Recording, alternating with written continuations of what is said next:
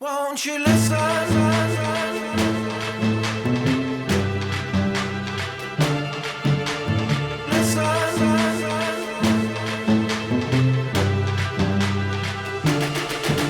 마이크 테스트 빌런입니다. 이번에 리뷰할 브랜드는 티소, 모델은 PRX 오토매틱 크로노그래프입니다. 저는 많은 티소의 시계를 만나봤습니다. 르로끌, 시스타, 젠틀맨, PRX 그리고 PRX 오토매틱 크로노그래프에 이르기까지 무언가가 바뀌고 있다는 생각이 들어요. 눈앞에 벽이 부서진 듯한 느낌 혹은 단단한 껍질이 깨진 듯한 느낌입니다. 이 시계를 통해서 티소의 내력을 온전히 확인할 수 있었고 좋으면서도 무서워지기 시작했습니다. 이유야 무엇이 되었던지 간에 애호가 입장에서는 기분이 좋아지는 시계임에는 분명합니다. 크로노그래프 리뷰는 오랜만입니다. 사실 저는 크로노그래프 구매를 극도로 조심해요. 약간 이율배반적인데요. 궁극적으로 갖고 싶은 시계는 크로노그래프지만 만족할 만한 크로노그래프는 워낙 고가라 지금은 꿈만 꾸고 있습니다. 대부분의 브랜드에서 크로노그래프를 기본적으로 출시하긴 하지만 좋은 크로노그래프는 정말 수가 적다고 생각해요. 굉장히 현실적인 이유인데요. 아름다운 밸런스, 얇은 두께, 안정성, 이 세 가지 조건을 충족하는 무브먼트가 매우 적습니다. 아니 두께와 안정성을 포기하고 밸런스 하나만을 잡은 무브먼트도 그 수가 제한적이에요. 크로노그래프 밸런스나 디자인, 무브먼트를 사용하는 데 있어서 브랜드 혹은 그룹 간에 암묵적인 약속이나 룰이 있지 않을까 하는 아주 개인적인 의심을 하고 있습니다. 할 수 없어서 해주지 못하는 것인가, 할 수 있는데 해주지 않는 것인가, 어떻게 생각하시나요? 애호가 입장에서는 이 시계는 있어서는 안 되는 모델입니다. 설마 이 무브먼트가 369 밸런스를 유지한 채로 디자인과 퀄리티를 잡고 PRX라는 상징적인 모델 위에 올라갈 줄은 생각도 못했어요. 한 가지 확실하게 말씀드릴 수 있는 건 이것은 럭셔리 브랜드 아래급에서는 보기 어려운 시계라는 겁니다. 크로노그래프에서 메스티지 브랜드와 럭셔리 브랜드의 차이는 마감이나 소재보다도 다이얼과 서브 다이얼의 밸런스가 더 중요한 거라 생각해요. 2시, 6시, 10시 서브 다이얼 잘 만들어 놓고 이상한 위치에 데이트를 집어 넣는다던가, 서브 다이얼을 과하게 크게 만든다던가 혹은 과하게 작게 만든다던가, 서브 다이얼의 크기를 서로 다르게 만든다던가, 이렇게 다양한 방식으로 애호가들의 마음을 아프게 만들고 밸런스를 잡은 크로노그래프를 손에 쥐기 위해서 몇 달치 월급을 써야 할지도 모릅니다. 그런데 젠타의 헤리티지를 갖고 있는 스포츠워치 디자인에 369 서브 다이얼이 원래의 위치에 적절한 크기에다 보기 드문 팬더 색상의 조합은 크로노그래프를 강점으로 내세우는 몇몇 럭셔리 브랜드조차 생각보다 큰 타격을 받게 될지도 모르겠습니다. 화이트 다이얼 베이스의 블랙 서브 크로노의 조합을 특별히 팬더 다이얼이라, 반대로 블랙 다이얼 베이스의 화이트 서브 크로노의 조합을 역 팬더 다이얼이라고 합니다. 팬더냐 역 팬더냐 이것은 희대의 난제로 지극히 개인 취향의 영역입니다.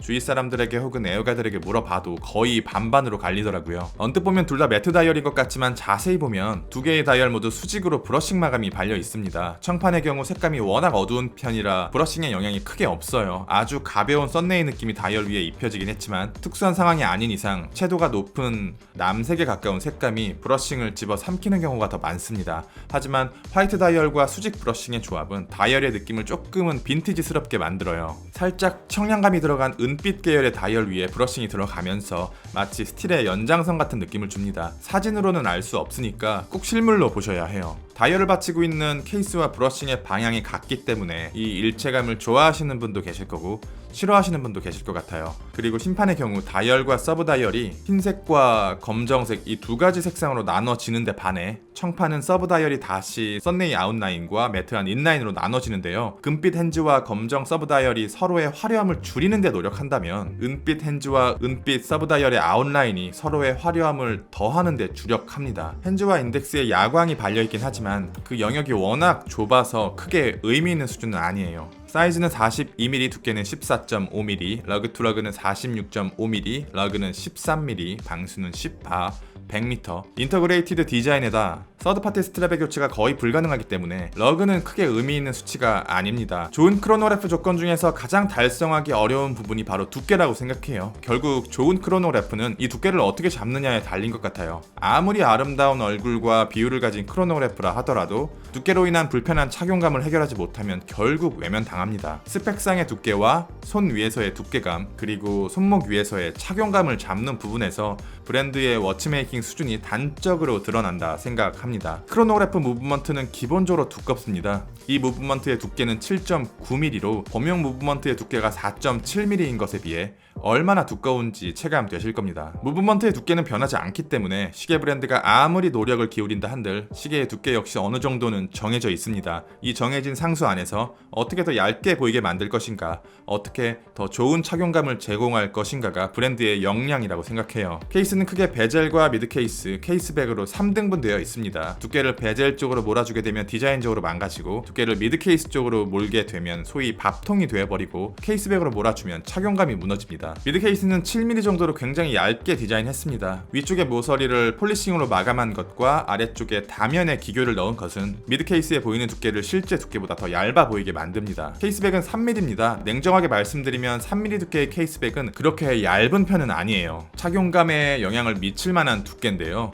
이것은 러그홀의 위치를 아래로 내리면서 잡았습니다. 이를 위해서 분리된 것처럼 보이는 마지막 엔드링크가 사실 케이스와 고정되어 있어서 실제 러그투러그는 마지막 엔드링크인 54mm로 보는 게 맞을 것 같습니다. 때문에 이 시계는 꼭 손목에 올려봐야 할 것 같아요. 베젤의 높이는 4mm 정도로 비교적 높은 편입니다. 단순히 외적인 디자인 요소보다 손 위에서의 상황을 더 우선시했고, 손 위에서보다 손목 위에서의 착용감을 더 중요시한 것 같습니다. 육안으로 보이는 두께를 신기할 정도로 잡았어요. 빈티지한 각진 스포츠워치 디자인에 오이스터 케이스처럼 유선형의 디자인을 가진 것도 아니고 도명 사파이어 글래스를 사용한 것도 아니기 때문에 두께를 숨기기 어려워 보이는 조건들을 전부 갖고 있습니다. 그러나 폴리싱과 브러싱의 교차 마감, 엣지 마감, 여러 겹으로 나눠진 케이스의 디테일이 서로 교차되면서 상황에 따라 두께감이 사라졌다, 나타났다를 반복해요. 베젤은 3개의 면으로, 미드 케이스는 5개의 면, 케이스백은 다시 3개의 면으로 구분되어 있어요. 총 11개의 면이 서로 교차되면서 두께감이 시야에서 사라집니다. 이런 식으로 해요.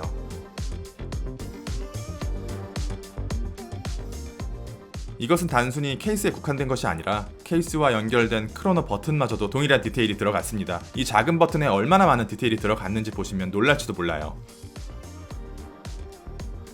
굳이 마감을 할 필요가 느껴지지 않는 케이스의 윗면과 측면까지도요. 케이스와 연결된 브레이슬릿에는 퀵 릴리즈 시스템이 들어가 있고, 버클은 버터플라이 방식으로 브레이슬릿과 분리가 되지 않아서 체결은 편하지만 사이즈 조절은 어려운 단점을 갖고 있습니다.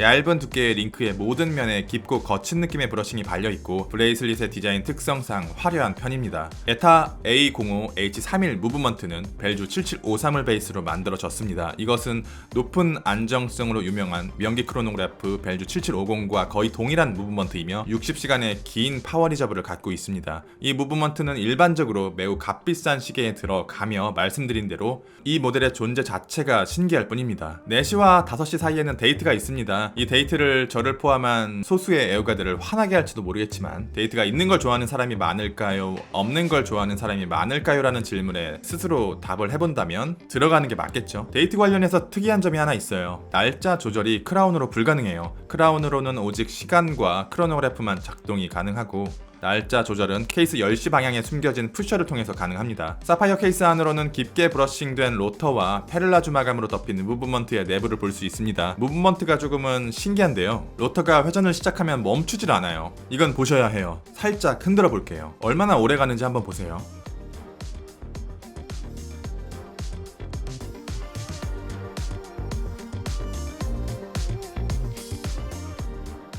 로터의 힘이 얼마나 좋은지, 로터가 돌기 시작하면 시계 전체가 같이 흔들려요. 로터의 효율은 걱정 안 해도 될 것 같습니다. 이번 리뷰를 준비하면서 의심이 확신으로 바뀌기 시작했습니다. 리뷰는 여기까지. 빌런이었습니다. 감사합니다.